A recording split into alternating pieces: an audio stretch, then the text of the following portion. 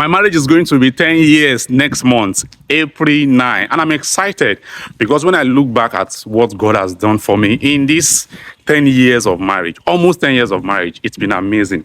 You know, I look back at how the whole thing started, August 28, 2013, how I returned from work that evening. I was very tired though, but I still went ahead. I picked my Bible.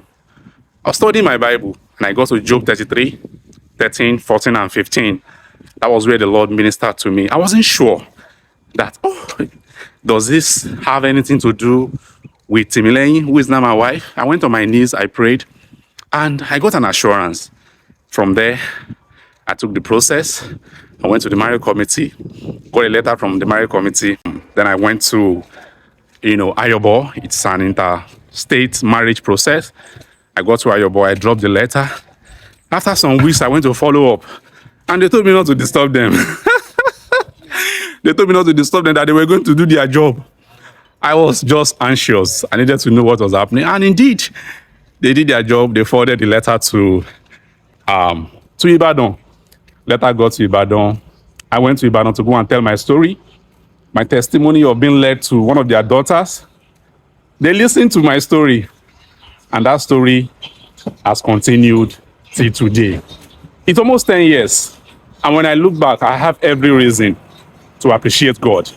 I want to encourage you, if you are single and you look forward to getting married someday, trust God, trust the process.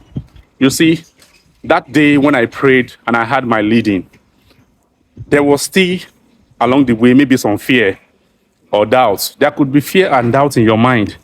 And you'll be wondering, are you taking the right step? Is this the right person? You see, when those doubt and fear, they pop up in your heart, the most important question you want to ask back is, did God really start this journey with me?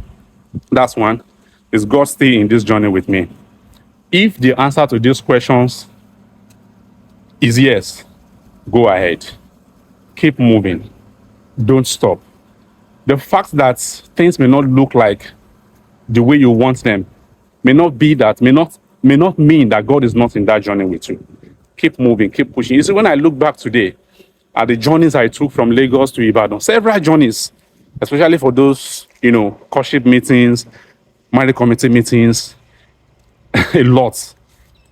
Going to Ibadan then was as if I was traveling to the next street.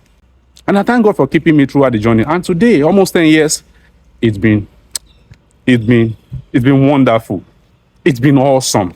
You see, when God is in that journey with you, when God starts that process with you, and both of you know what you are doing, this is also very important.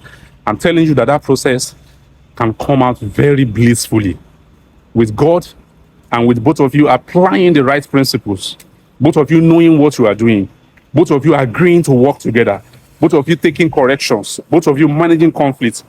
There is no height that you cannot attain, but you have to start with God. Start with prayer, start with leading, start with conviction, start with certainty in God. You see, as a believer, you can't do things the way other people are doing it because you have the privilege of God.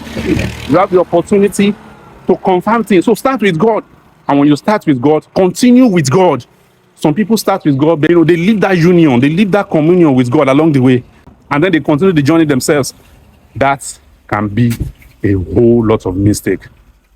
And I want you to be careful of this. Start with God, stick with God all through. And I can assure you here, testimony will be God glorifying. I hope this has helped you today.